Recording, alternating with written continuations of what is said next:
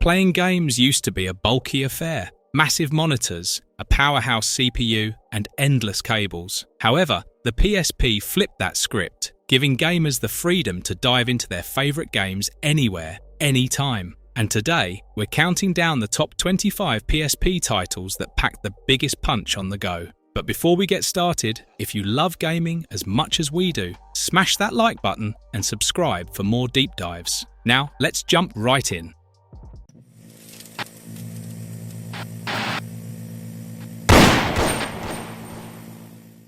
Metal Gear Solid: Peace Walker. Developed by Kojima Productions, this 2010 release explores the story of Big Boss, here simply known as Snake, as he establishes a fledgling private military company, Militaires Sans Frontières, in the politically charged environment of Cold War-era Costa Rica. The narrative is layered and engaging, weaving together espionage, psychological intrigue, and geopolitical tension. Snake is drawn into a conspiracy involving a mysterious group, the Peace Sentinels, and their terrifying new weapon, the Peace Walker, a bipedal, AI-driven nuclear deterrent. The plot unfolds through a series of cassette tapes, a design choice that not only suits the portable medium but also adds a novel layer to storytelling, allowing players to absorb plot details at their own pace. Gameplay in Peace Walker is a blend of classic Metal Gear stealth mechanics and innovative portable-friendly features. Missions are structured in bite-sized segments, ideal for on-the-go play, yet they retain the series' signature complexity. The player recruits soldiers for Mother Base, develops new equipment, and even builds their own Metal Gear Zeke, using resources gathered in the field. The Fulton extraction system, where you literally balloon enemies out of the battlefield, is both whimsical and satisfying. However, what makes Peace Walker truly stand out is its robust co-op mode, which allows for seamless collaboration with friends on challenging missions and boss encounters. The boss fights, particularly against the towering mechs inspired by insect life cycles, are inventive and memorable. Despite being overshadowed at times by its console siblings, Peace Walker is a masterclass in portable game design, offering a rich, strategic experience that rewards both casual and dedicated players.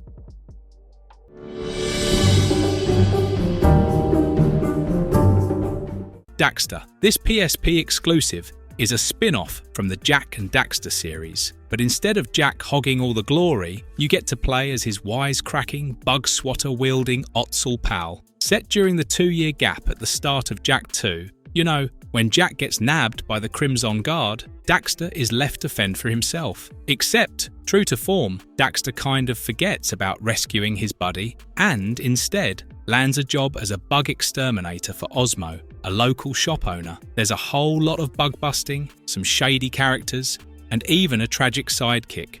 But eventually, Daxter gets his act together and sets out to save Jak, leading right into the events of Jak 2. Gameplay in Daxter is a polished blend of platforming and combat, with the titular hero wielding an electric bug spray tank as his primary weapon. The device evolves throughout the adventure, gaining upgrades such as a flamethrower and a jetpack, each adding new layers to both exploration and puzzle solving. The level design is inventive, leveraging the PSP's hardware to deliver detailed environments and fluid animations. The game's visuals are among the best on the PSP, and its witty dialogue and voice acting remain highlights. While it might be overlooked as a mere spin-off, Daxter is a well-crafted, standalone experience that deserves recognition for its creativity and execution.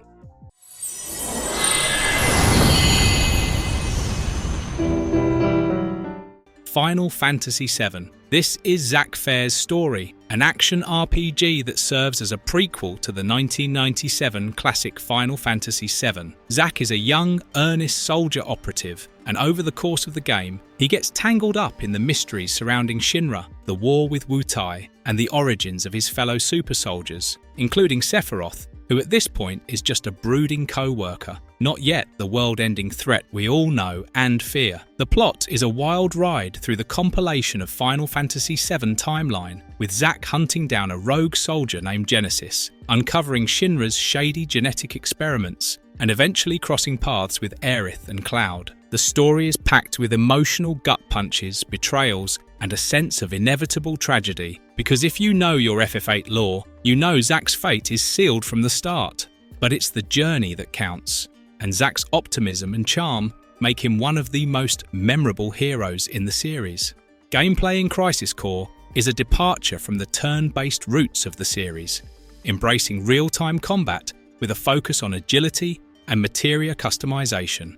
Players can equip up to 6 materia at once, blending magic, abilities, and passive enhancements to suit their playstyle. The Digital Mindwave DMW system introduces a unique twist, a slot machine constantly spinning in the corner of the screen, influencing everything from limit breaks to character progression. This mechanic, while occasionally divisive due to its reliance on chance, adds an unpredictable layer to battles and keeps the experience fresh.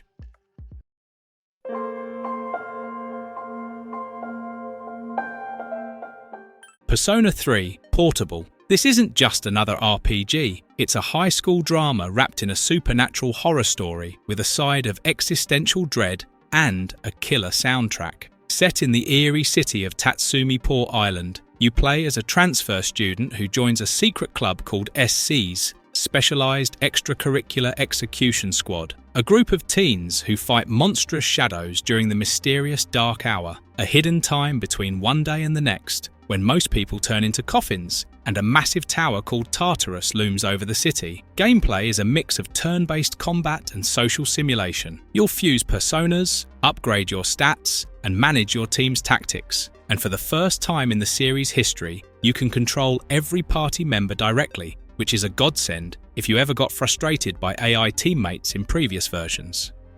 Tartarus is a massive, procedurally generated dungeon, and while it can feel repetitive, the challenge and rhythm of climbing, battling, and retreating keep you hooked. In short, this game is a perfect blend of teenage angst and supernatural horror, with a battle system that's finally as smart as you are.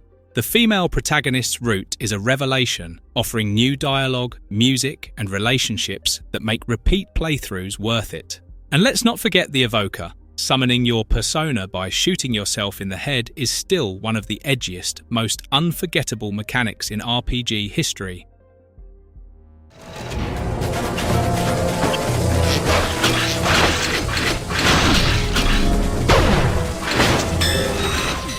Secret Agent Clank. This spin-off from the Ratchet and Clank series flips the script. Instead of Ratchet saving the galaxy, it's Clank who's the suave secret agent, complete with a tux, a license to thrill, and a bow tie that doubles as a boomerang. The plot kicks off when Ratchet is framed for stealing the Eye of Infinity, a priceless gem, and tossed in jail. Clank, ever the loyal sidekick, goes undercover to clear Ratchet's name, infiltrating high society events, snowboarding down mountains, and even facing off against a doppelganger robot named Clank. Gameplay is a smorgasbord of styles. Clank's main missions are a blend of stealth, platforming, and gadget-based combat. You'll use spy tools like the Tiarang, a bowtie boomerang, cufflink bombs, and a carnivorous plant, Rose, to take down enemies and solve puzzles. There are even quick-time events for sneaky takedowns and vehicle segments, like snowboarding and speedboat chases. Every now and then, you'll switch to Ratchet, who's stuck in prison and has to fend off waves of inmates in arena-style battles.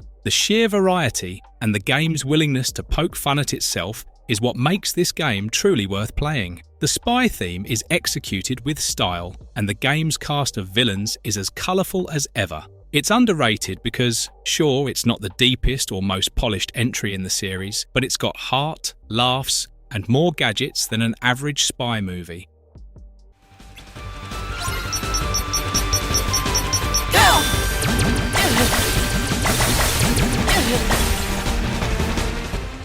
Kingdom Hearts: Birth by Sleep. Released in 2010, this is the prequel that dives deep into the lore, 10 years before Sora ever picked up a Keyblade. Instead of one hero, you get 3, Terra, Ventus, and Aqua, each with their own story, personality, and destiny. The plot is a tangled web of friendship, betrayal, and the search for a missing Keyblade master named Xehanort. The gang is split up across Disney worlds: Snow White, Cinderella, Hercules, Lilo and Stitch, and more, fighting off mysterious creatures called the Unversed, which are basically emotions given physical form and a bad attitude. Plus, you get to see younger versions of Sora, Riku and Kairi, and even Zack from Final Fantasy VII pops in for a cameo. Gameplay is where Birth by Sleep really flexes its muscles. Instead of the classic menu-based combat, you get a command deck. Think of it as your own customizable spellbook and skill set. You can mix and match attacks, spells, and abilities, and as you fight, you unlock new command styles that change up your combo game. There's also the Shotlock, a first-person targeting mode for unleashing homing attacks, and D-Links, which let you temporarily borrow power from your Disney pals. However, it's the perfect blend of action, heart, and nostalgia that makes Birth by Sleep truly legendary. The graphics are some of the best on the PSP, the music is top tier, and the story adds layers to the Kingdom Hearts mythos that make the whole series richer.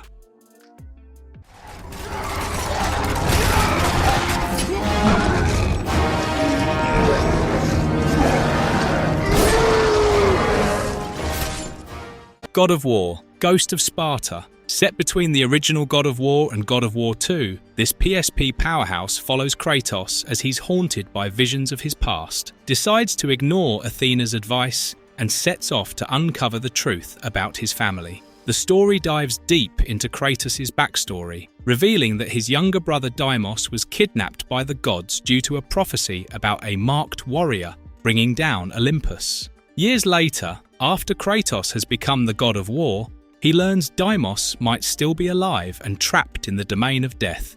Cue an epic journey through Atlantis, the ruins of Sparta, and the literal underworld, where Kratos faces off against mythical monsters, vengeful gods, and his own inner demons. Gameplay-wise, Ghost of Sparta is a love letter to fans of the series. You've got the classic combo-based combat, with Kratos wielding the blades of Athena and later picking up the arms of Sparta, a spear and shield combo that adds fresh moves to his arsenal. The game introduces new magical abilities like the Eye of Atlantis and the Horn of Boreas, and Kratos gains a fire-infused power called Thera's Bane, which lets him melt through enemy armor. It's one of the most emotionally resonant stories in the series, giving Kratos more depth than just angry guy with blades. The gameplay is smooth, the set pieces are epic, and the whole package feels like a proper God of War game, not just a handheld spin-off.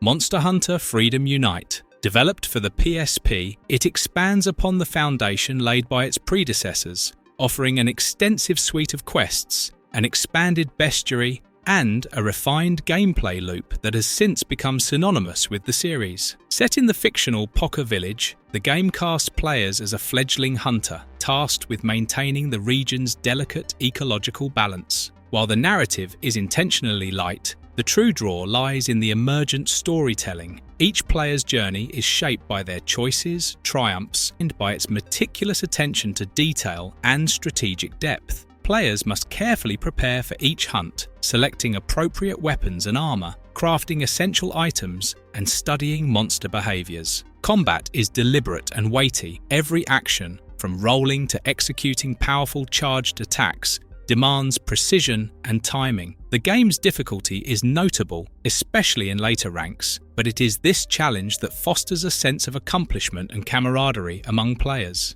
Freedom Unite is underrated in the sense that it's often overshadowed by the flashier, more accessible entries in the series. But for fans who love a challenge, who relish the grind, and who want to experience Monster Hunter at its purest, this is the game to play.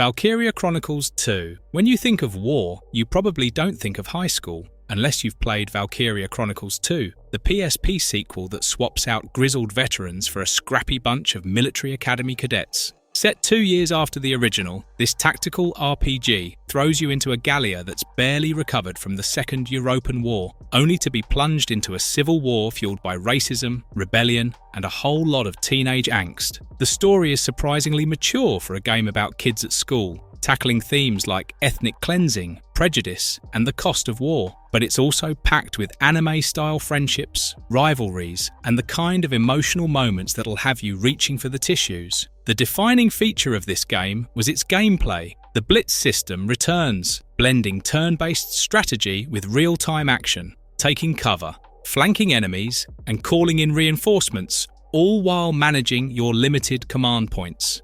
The PSP's smaller screen means battles are split into smaller, interconnected maps. But that just makes the action feel tighter and more focused. You'll level up your squad, upgrade their classes, and unlock new abilities, with each character bringing their own unique skills and personalities to the fight. It's underrated because, let's face it, a lot of people wrote it off as just a PSP game, but it's one of the best tactical RPGs on the system, and a worthy follow-up to the original.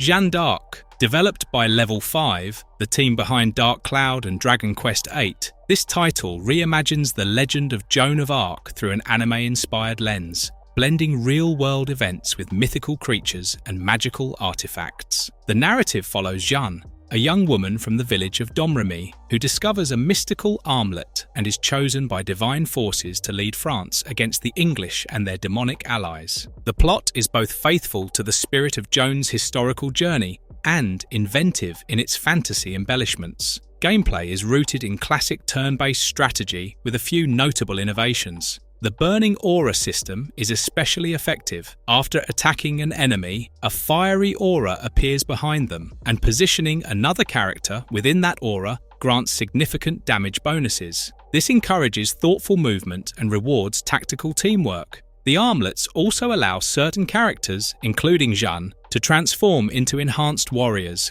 gaining new abilities and the chance to chain attacks after defeating foes. While it may not have reached the same level of recognition as some other tactical RPGs, it remains a standout on the PSP for those who appreciate thoughtful strategy and narrative ambition.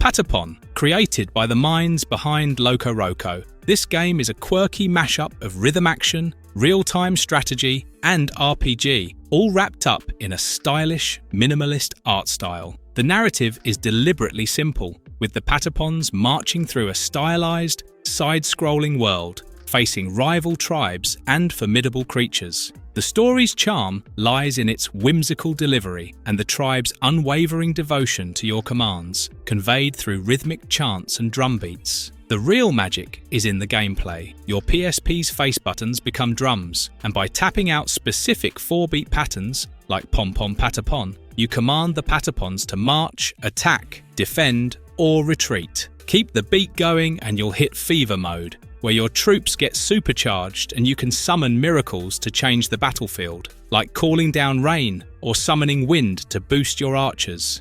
Miss a beat though, and your army grinds to a halt, leaving them wide open to attack. Ultimately, Patapon is remarkable for its innovative fusion of rhythm and strategy, offering a refreshingly original experience on the PSP. While it may not appeal to everyone, its unique mechanics and vibrant presentation make it a standout title for those seeking something different.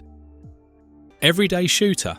Originally released on PlayStation 3 in 2007 and later ported to the PlayStation Portable, Everyday Shooter is less a traditional game and more an interactive audio-visual experience, where each stage functions as a unique musical and visual composition. The premise is elegantly simple. You control a small, coloured dot navigating through abstract geometric arenas filled with enemies. There is no overarching narrative. Your objective is to survive, explore, and unlock new stages by mastering the mechanics of each level. On the PlayStation Portable (PSP), Everyday Shooter keeps the core of its unique dual-stick shooter gameplay, but adapts the controls and presentation to fit the handheld's hardware. Instead of using two analog sticks like on the PlayStation 3, the PSP version relies on the D-pad or analog nub for movement and the face buttons for shooting, since the PSP only has one analog input and no right stick. This means your movement and aiming are quantized to 8 directions, which is actually faithful to the original's design. What distinguishes Everyday Shooter is its seamless fusion of music and gameplay, a rarity in the genre. The experience is both meditative and engaging, inviting players to appreciate the interplay between mechanics and aesthetics. Scumbag that works for these gangs. We'll be using the latest hardware, prototype weapons, and special tactics to bring them to justice. The gangs of Capital State are officially on notice. Starting today, we're taking back the streets. And what should we call this new initiative? The Pursuit Force.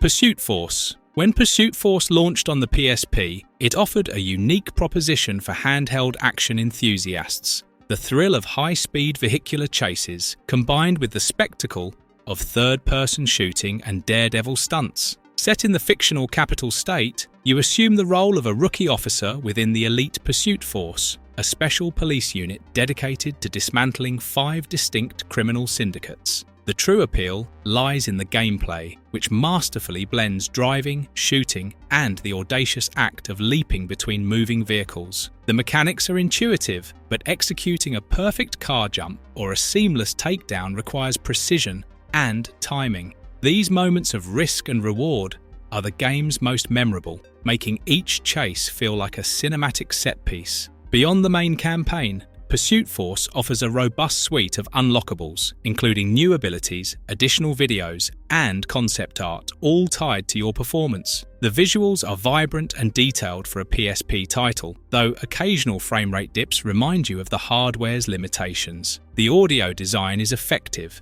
with engine roars and gunfire that heighten the sense of urgency, while the voice acting, though occasionally campy, adds to the game's B-movie charm. While it may not have reached the same level of recognition as some of the PSP's flagship titles, it stands out for its ambitious design and sheer entertainment value.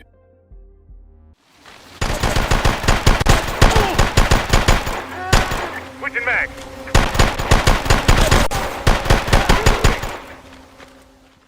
SOCOM, US Navy SEALs, Fireteam Bravo 3, developed in collaboration with the US Naval Special Warfare Command. This installment in the long-running SOCOM series places players in the role of Calvin Wraith Hopper, a SEAL team leader tasked with neutralizing a WMD threat in the fictional state of Northern Karatvia. The narrative is delivered through extensive in-engine cinematics, lending weight to both the mission and the camaraderie among squad members. Gameplay in Fireteam Bravo 3 is rooted in tactical precision. Players direct a 4-man SEAL unit, utilizing a refined cover system that allows for safe maneuvering and efficient enemy engagement. There are 9 core missions from the campaign, each offering replayability through varied objectives and enemy placements. But the real magic is in the multiplayer Fireteam. Bravo 3 introduces a robust co-op mode, letting you and up to 3 friends tackle the campaign together, perfect for those who love teamwork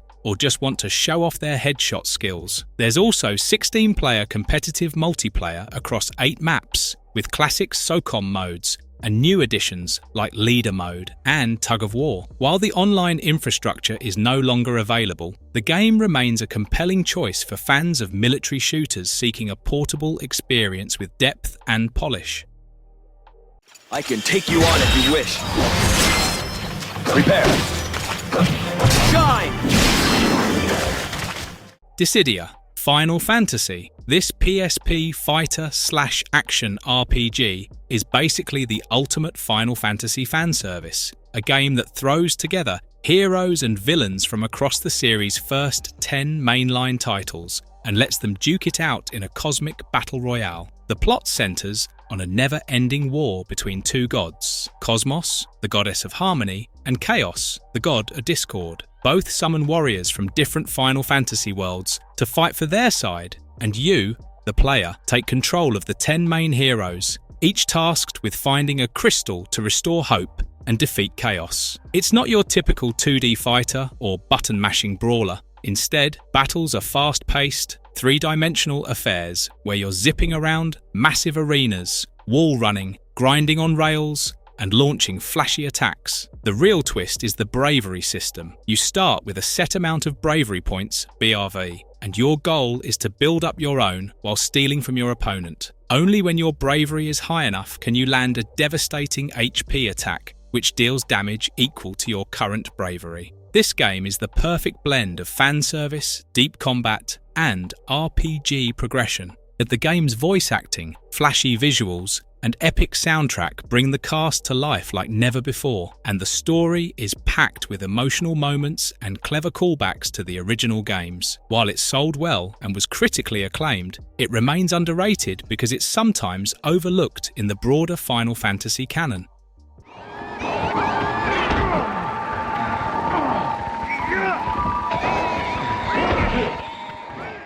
Silent Hill: Shattered Memories. Rather than rehashing the familiar trappings of the Silent Hill legacy, rusted corridors and grotesque monsters, this entry opts for a subtler, more introspective approach. It presents a version of Silent Hill that is cold, crystalline, and suffused with melancholy, where the horror is as much about the mind as it is about external threats. You play as Harry Mason, a dad searching for his missing daughter Cheryl in the eerie town of Silent Hill after a car crash. But this isn't your dad's Silent Hill. Familiar faces are here, but their roles and personalities have changed, and the town itself is a frozen wasteland haunted by your own psyche. The narrative is framed within the context of therapy sessions with Dr. Kaufman, whose questions and psychological tests subtly shape the game's events. Your responses determine not only Harry's personality and relationships, but also the nature of the monsters and the overall atmosphere. Gameplay is divided between first-person therapy sequences and third-person exploration. Harry navigates the snow-covered town with only a flashlight and his smartphone, which serves as a map,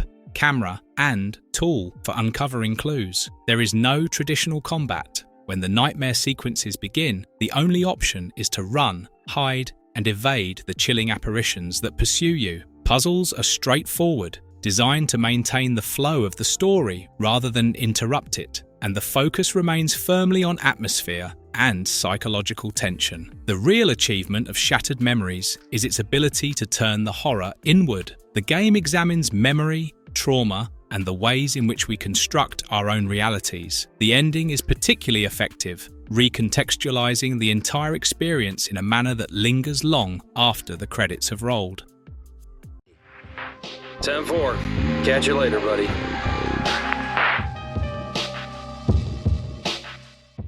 Silent Hill: Origins. This prequel follows Travis Grady, a trucker who stumbles into Silent Hill after rescuing a mysterious girl from a burning house. A girl who just might be Alessa, the key to the town's nightmare-fueled mythology. As Travis, you'll unravel your own repressed childhood memories while dodging monsters that look like they escaped from a bad acid trip. Gameplay is classic survival horror with a few spicy new twists. You get third-person exploration, combat, and puzzle solving, just like the old-school Silent Hill games, but with a camera system that actually keeps up with the action, and a barricade mechanic that lets you block off rooms from monsters. Travis can use his fists, making this the first Silent Hill game where unarmed combat is a thing, but you'll also find an arsenal of melee weapons and guns scattered around town. The game's big hook is the constant shift between reality and the other world. Silent Hill's rotted, rusted nightmare dimension. You'll solve puzzles in one world that affect the other, like raising a prop on a stage in the theatre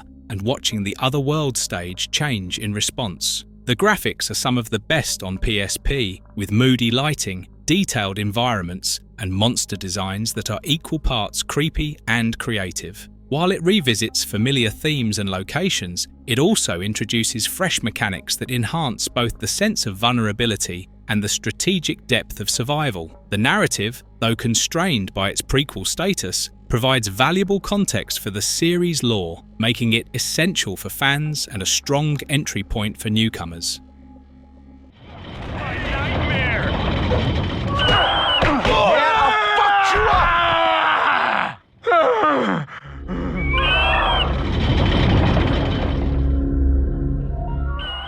The Warriors. Based on the cult classic 1979 film, this rockstar gem isn't just a movie tie-in. It's a full-blown, story-driven brawler that's as much about turf, loyalty, and survival as it is about cracking skulls and stealing car radios. The game kicks off months before the movie's events, letting you live the rise of the Warriors gang through a series of flashback missions starring all 9 core members. The plot is a love letter to the film, but with extra layers of gang drama, turf wars, and a citywide rep you'll have to fight for. Gameplay is where the Warriors really shines. It's a squad-based brawler, but with enough depth to keep things interesting. You'll use everything from your fists to trash cans, bottles, and even your environment to take down rival gangs. The AI is aggressive, using swarm tactics and brutal boss battles to keep you on your toes. Stealth is an option too. Sneak up for a silent takedown, distract cops with a well-thrown bottle, or just go in swinging. The game captures the look, sound, and feel of the film, but adds enough gameplay variety to keep you hooked. The co-op mode is a blast, letting you and a friend team up to take on the city, and the retro-inspired Armies of the Night minigame is a love letter to classic beat-em-ups like Double Dragon. It's underrated because, while it's a near-perfect port of the 2005 console hit, it never got the recognition it deserved on PSP.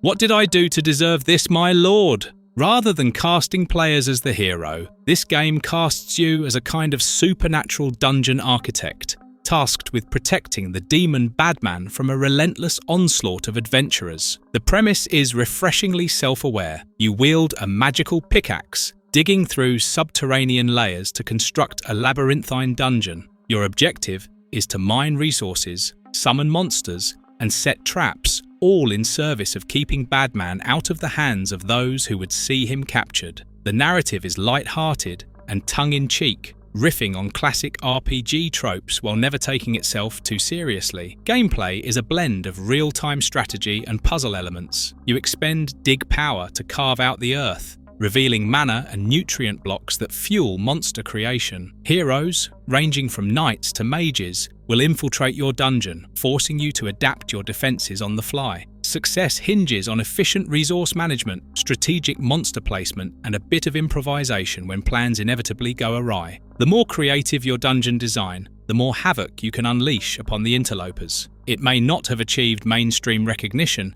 but its clever inversion of dungeon crawling conventions and its playful sense of humour make it a standout for strategy enthusiasts.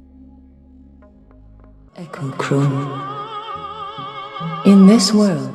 Echochrome. Released in 2008 by Japan Studio, the game is inspired by the impossible geometries of M.C. Escher and the optical illusions of Oscar Reuterswärd. Its central premise is elegantly simple. Guide a solitary mannequin through a series of three-dimensional structures, collecting echoes that serve as checkpoints. Rather than direct control over the character, players manipulate the camera's perspective. By rotating the world, what appears to be a gap or a dead end from one angle may, from another, become a continuous path. The mannequin's movement is governed by these shifting perspectives, making the player's spatial reasoning the true protagonist. The game's minimalist presentation, black and white visuals, and a haunting string quartet soundtrack heightens the sense of immersion and intellectual challenge. Gameplay is methodical rather than frenetic. Each level grants 3 minutes to gather all echoes and reach the exit, with the mannequin moving autonomously unless paused.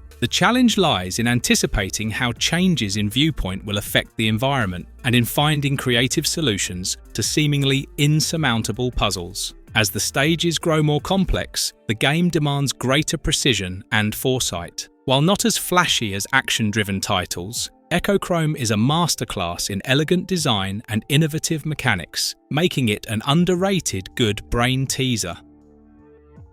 Resistance, Retribution. This third-person shooter from Ben's studio bridges the narrative gap between Resistance, Fall of Man and Resistance 2, transporting players to a war-ravaged Europe, where humanity's struggle against the Chimeran invasion continues with renewed intensity. The story follows James Grayson, a British Royal Marine who, after a traumatic mission where he's forced to kill his own brother, goes AWOL and starts a one-man vendetta against the alien threat. Eventually captured and sentenced to death, Grayson is offered a reprieve by the Maquis, the European resistance, in exchange for his insider knowledge of Chimeran conversion centres. What follows is a globe-trotting campaign through bombed-out cities, underground tunnels, and even the lair of the Chimeran Queen herself. Gameplay is pure third-person shooter action, but with a few clever twists for the handheld format. The aiming system automatically locks you to cover when you get close, and there's a healthy dose of aim assist to keep things smooth.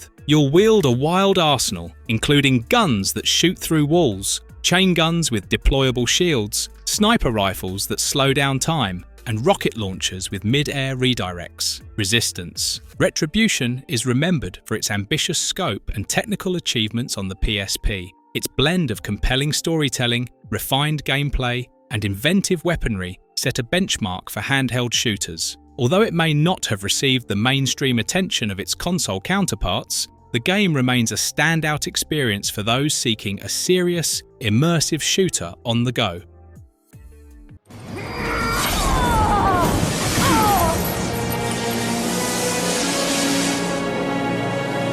Your suffering will never end.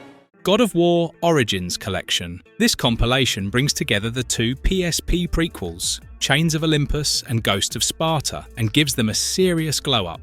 The anthology begins with Chains of Olympus, which chronicles Kratos' reluctant servitude to the gods as he is drawn into a plot of divine subterfuge. Tasked with rescuing the sun god Helios and preventing the world's descent into chaos, Kratos navigates a labyrinth of betrayal and mythological intrigue. Ghost of Sparta, meanwhile, delves into the personal turmoil that defines Kratos' character, focusing on his quest to uncover the fate of his estranged brother, Deimos. Gameplay-wise, the collection doesn't just slap a fresh coat of paint on the PSP classics. Both games are remastered to 1080p resolution, run at a silky 60 frames per second, and feature anti-aliased graphics that make every drop of blood and every crumbling ruin look better than ever. The controls have been reworked for the DualShock 3, so you get that classic console God of War feel, complete with rumble, trophies, and even optional stereoscopic 3D. What distinguishes God of War Origins Collection is its ability to bridge the gap between handheld and home console gaming. The meticulous attention to detail in the remastering process ensures that both titles feel at home on the PlayStation 3, with production values that rival those of the mainline entries. Critics and fans alike have praised the collection for its technical polish and narrative depth, solidifying its status as an essential chapter in the God of War saga.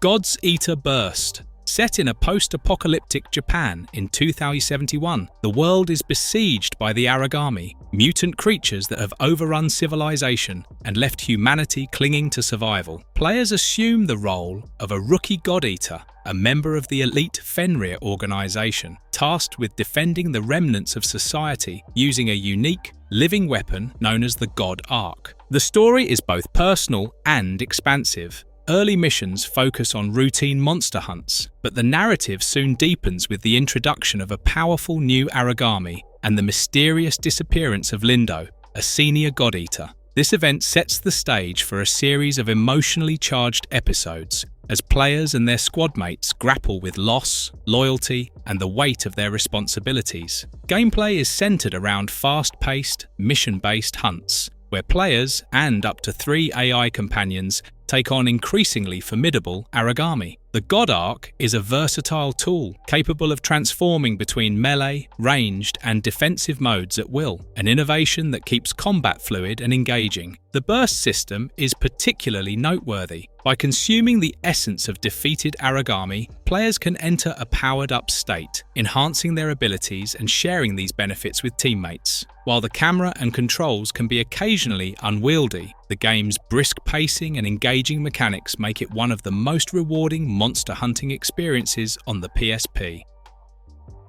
A solitary notion on the bus? A random thought in the street? A surreal brainwave in a shop? Little Big Planet.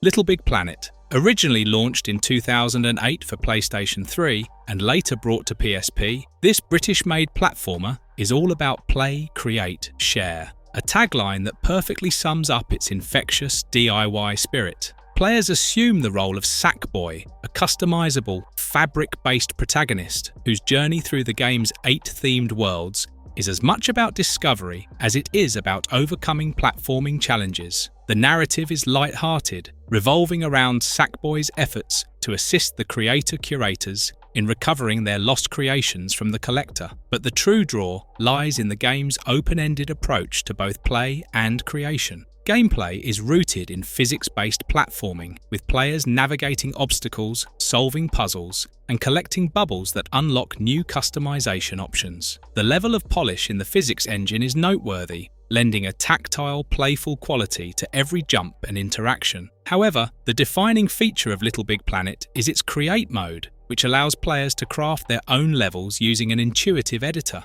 The PSP iteration retains the core experience, though naturally scaled down to accommodate the handheld's hardware. Despite some limitations, it successfully delivers the essence of what made the original so compelling: a blend of accessible platforming, rich customization, and a thriving community of creators.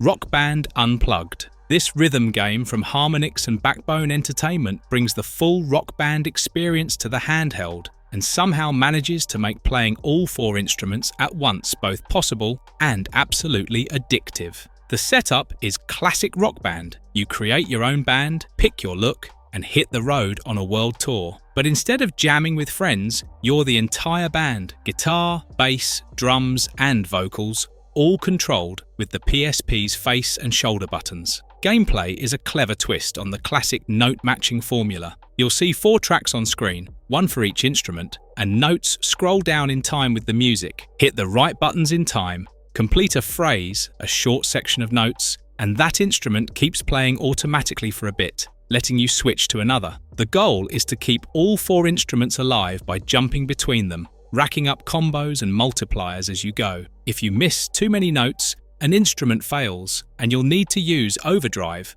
earned by hitting certain notes, to bring it back. The main mode is Tour, where you play sets in cities around the world, unlock new venues, hire staff, and outfit your band. There's also Quick Play for when you just want to jump into a song, and Band Survival for a real challenge. Critics loved this game, calling it an unexpectedly nostalgic pleasure and praising its clever controls and addictive nature.